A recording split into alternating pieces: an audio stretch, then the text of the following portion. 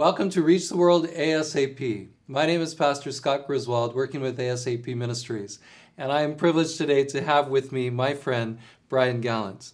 I've known Bryan for a long time, clear back to college, but his love for God has taken him around the world with his family to countries like Cambodia and Indonesia, living there for a period of time.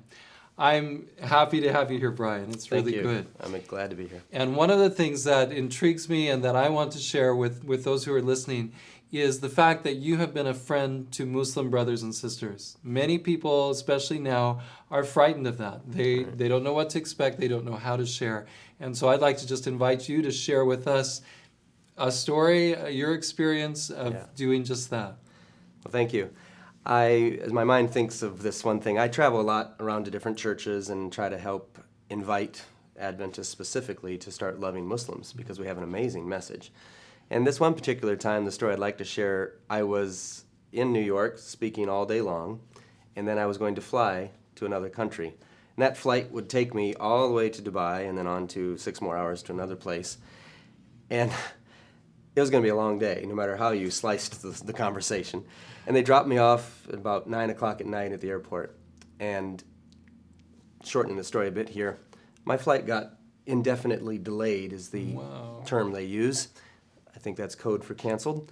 And in the process, as I had the choice that we all have, when bad things or different things out of our control happen, we have this tendency to want to respond in a human way, but we always have a choice. We can submit and say, okay, God, all things work together for good as we surrender everything.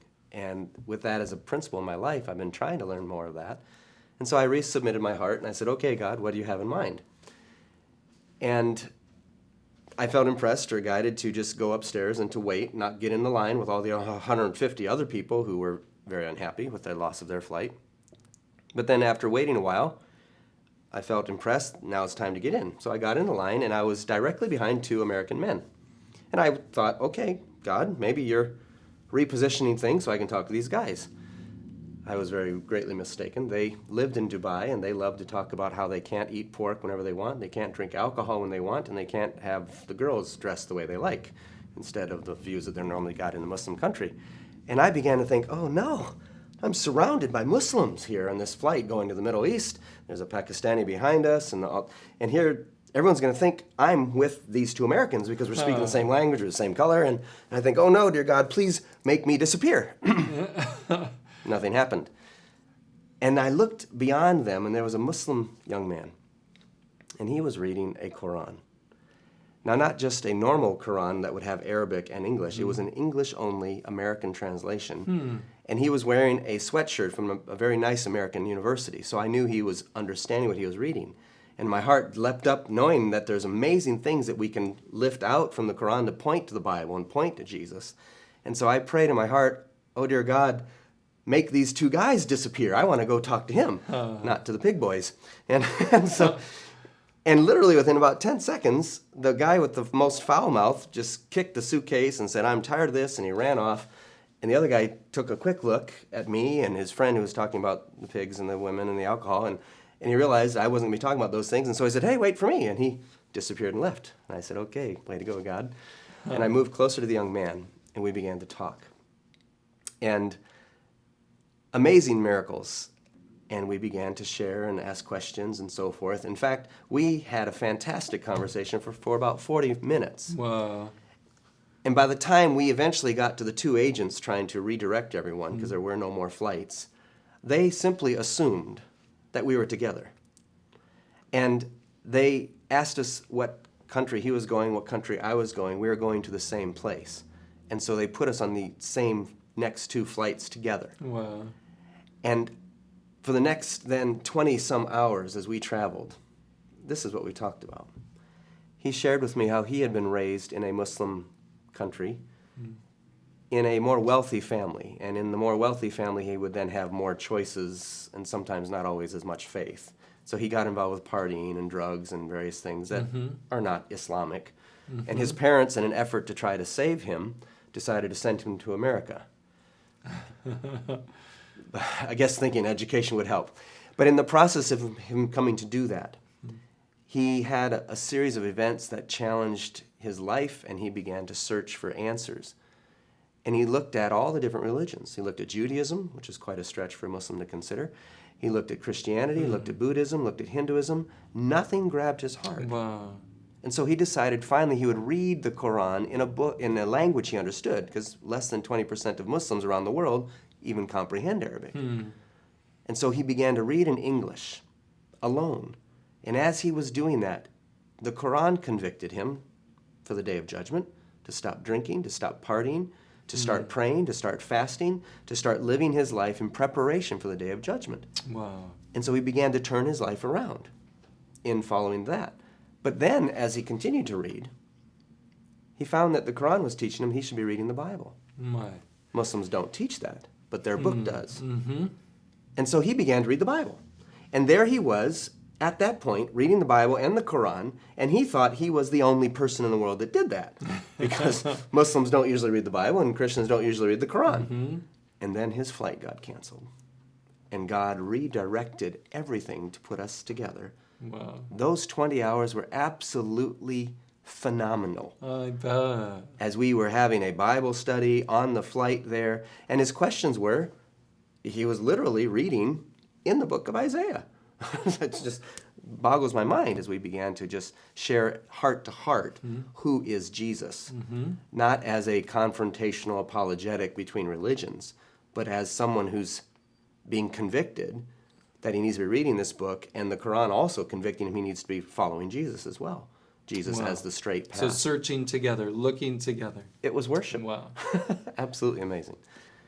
He simply said to me, please pray for me that I'll be able to also share this message with my family as well. Wow. And so that was a phenomenal experience of how God still can turn all things for good. I am sure you have many, many stories like that where you have connected heart to heart with Muslims by focusing on your similarities and yet letting those things come out that lead you towards a deeper understanding of God, how to truly seek Him, and Jesus Christ, the difference that He can make and calls us to. Bryan, I know that you have been through some difficult and tough times in the past. How has that shaped your witness for God and your experience in reaching out to Muslims? I find that even though there's huge theological barriers in the minds of people and in history between the world religions of Islam and Christianity, yet at a human heart-to-heart level, we have the same needs. And because my wife and I have experienced the loss of our first two children 20 years ago, that crucible of brokenness has changed us. And it's also enlarged our picture of who God is, a God who calls people to Himself, a God who comes to us in our brokenness. Not the one that I have to bring to others, but I love the way Jeremiah 31 verse 3 says, "Behold, I've loved you with an everlasting love, therefore with loving kindness I've drawn you." So I see this phenomenal, this divine tractor beam of love calling us to Himself. And as we've responded to that in our pain when we could do nothing, He transformed our hearts. And as you share that story of how God helped you through one of the most horrible tragedies a person could experience of losing their own children, as you share how God gave you the ability to cope and to go on with Muslim friends, you have seen them respond in turn, sharing their brokenness and together seeking healing through God. That's right. That's powerful. There's much more I'd love to talk. We're going to stop for now, but I want to refer the people who are listening to the book that you have just finished. It's called Undeniable, An Epic Journey Through Pain. And this is a book I am just received from you. I'm excited to read. I've heard your story before on radio. And I know that as people listen, as people read or listen to it, it's audio available at Amazon.com, or they can go directly to your site at undeniablethebook.com, that they will know that God can use them in the midst of their pain. As they are vulnerable and open to share their experience with others, they will be able to see the power of God. Thank you very much, Bryan, for sharing.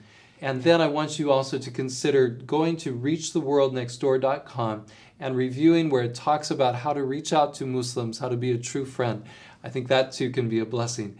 As we learn more, as we determinedly share our story, I am confident we can reach the world ASAP.